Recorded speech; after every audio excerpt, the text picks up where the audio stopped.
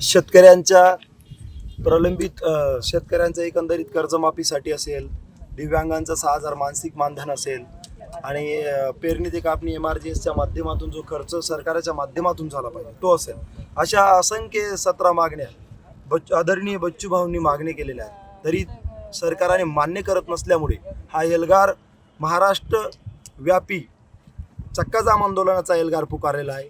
जोपर्यंत सरकार कर्जमाफी देत नाही तोपर्यंत या महाराष्ट्रामध्ये शेतकऱ्याचं सरकारकडून होत असणारे शोषण जोपर्यंत थांबत नाही तोपर्यंत आंदोलनही थांबणार नाही.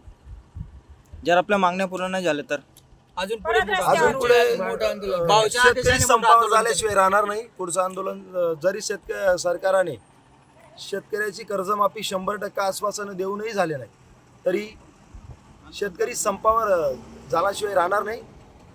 आणि तेही आदरणीय लोकनायक बच्चूभाऊच्या नेतृत्वाखाली समजा महाराष्ट्रातील शेतकरी हा संपावर झाल्याशिवाय राहणार नाही.